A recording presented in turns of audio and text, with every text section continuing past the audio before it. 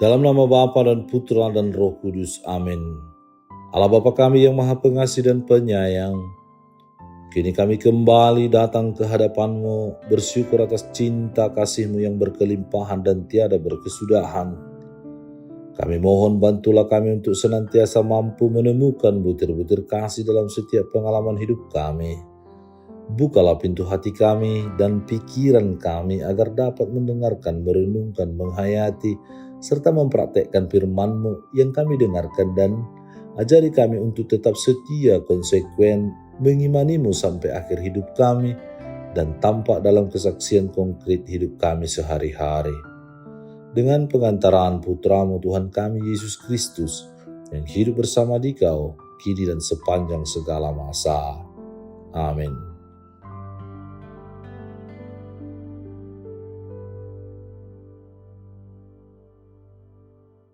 Tuhan bersamamu dan bersama rohmu. Inilah Injil suci menurut Lukas. Dimuliakanlah Tuhan.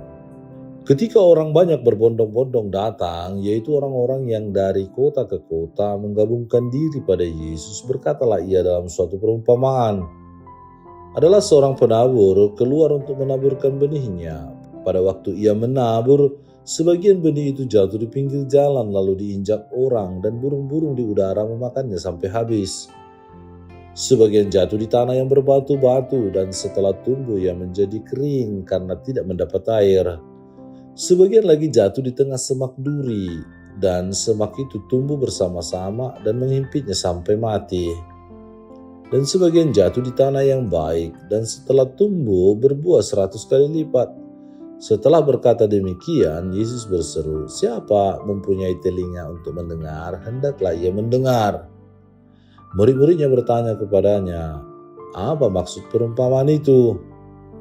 Lalu ia menjawab, "Kepadamu diberi karunia untuk mengetahui rahasia kerajaan Allah, tetapi kepada orang-orang lain hal itu diberitakan dalam perumpamaan, supaya sekalipun memandang mereka tidak melihat, dan sekalipun mendengar mereka tidak mengerti." Inilah arti perumpamaan itu. Benih itu ialah firman Allah. Yang jatuh di pinggir jalan itu ialah orang yang telah mendengarnya. Kemudian datanglah iblis lalu mengambil firman itu dari dalam hati mereka, supaya mereka jangan percaya dan diselamatkan. Yang jatuh di tanah yang berbatu-batu itu ialah orang yang setelah mendengar firman itu menerimanya dengan gembira, tetapi mereka tidak berakar. Mereka percaya sebentar saja, dan dalam masa pencobaan mereka murtad. Yang jatuh dalam semak duri ialah orang yang telah mendengar firman itu, dan dalam pertumbuhan selanjutnya mereka terhimpit oleh kekhawatiran dan kekayaan serta kenikmatan hidup, sehingga mereka tidak menghasilkan buah yang matang. Yang jatuh di tanah yang baik ialah orang yang setelah mendengar firman itu menyimpannya dalam hati yang baik dan mengeluarkan buah dalam ketekunan. Demikianlah sabda Tuhan. Terpujilah Kristus. Saudara dan saudari terkasih, hari ini gereja merayakan Santo Andreas Kim Tae-gon, Santo Paulus Chong Ha-sang, dan kawan-kawannya. Mereka adalah para martir pertama dari Korea. Kim Tae-gon adalah seorang imam Katolik pertama keturunan Korea, dan Paulus Chong Ha-sang adalah seorang imam Katolik Korea. Mereka menjadi martir demi mempertahankan dan membela iman mereka. Iman Katolik di masa awal perkembangan agama Katolik di Korea. Agama Katolik menyebar di Korea dibawa oleh kaum awam setelah mereka mendapatkan pengajaran dan dibaptis di Beijing. Namun, ajaran iman ini ditentang dan ditolak oleh penguasa dan masyarakat Korea yang pada waktu itu masih kental dengan ajaran Konfusianisme, ajaran Konfusius. Meski demikian, di atas darah para martir yang diantaranya adalah Andreas Kim Tae-gon dan Paulus Chong Ha-sang, iman Katolik kini tumbuh subur di Korea. Dalam Injil hari ini, penginjil Lukas mengisahkan tentang Yesus yang mengajar orang banyak dengan menggunakan perumpamaan tentang penabur. Seorang penabur keluar menabur benih-benih itu, ada yang jatuh di pinggir jalan sehingga diinjak orang dan habis dimakan burung. Ada yang jatuh di antara batu-batu kemudian mati karena tidak mendapat air. Ada yang jatuh di antara semak duri yang menghimpitnya sampai mati. Namun ada yang jatuh di tanah yang baik. Ia tumbuh subur, segar dan besar serta menghasilkan banyak buah. Sang penabur itu adalah Allah sendiri dan benih yang ditaburkan adalah Yesus Kristus. Tanah tempat benih itu jatuh adalah hati kita manusia. Dan bisa kita golongkan menjadi 3 jenis.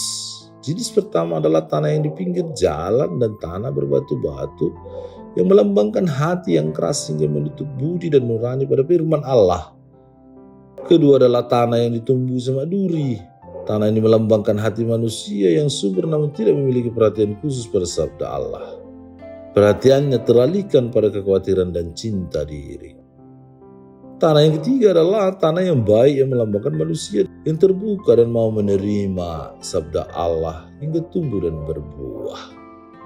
Santo Andreas Kim Tae-gon dan Paulus Chong Ha-sang adalah 2 martir yang memilih untuk menjadi penerima firman Allah dan menghidupinya dalam hidup mereka hingga mereka menghasilkan buah berlimpah, yakni suburnya iman Katolik di Korea hingga hari ini. Santo Andreas Kim Tae-gon menulis, kita telah menerima sakramen baptis, masuk ke dalam pelukan gereja, serta menerima kehormatan yang disebut sebagai umat Kristiani. Tetapi apa arti semua itu jika kita hanya Kristen dalam nama dan tidak dalam kenyataan? Kita diajak untuk menjadi orang Kristen yang memiliki kualitas untuk menjadi penerima firman yang jatuh di tanah yang baik dan juga melaksanakan firman itu dalam kehidupan kita. Semoga Tuhan Yesus bukalah hati kami agar tidak menolak ajaran dan kasih-Mu yang telah dan selalu kami dengarkan dan akan terus-menerus kami dengarkan. Ajari kami juga untuk mengenali dan menghayati hikmat-Mu itu dalam setiap peristiwa dan orang-orang yang Engkau hadirkan dalam kehidupan kami.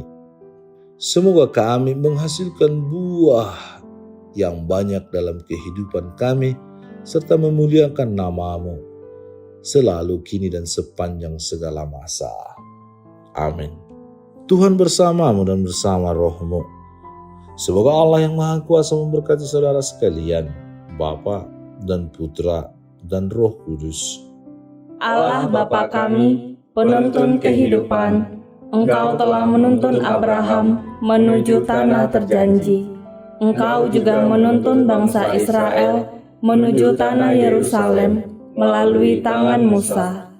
Kini kami umat-Mu keuskupan Padang sedang berjalan bersama dalam sinode kevikepan menuju keselamatan yang Engkau janjikan dalam diri Putra-Mu Yesus Kristus.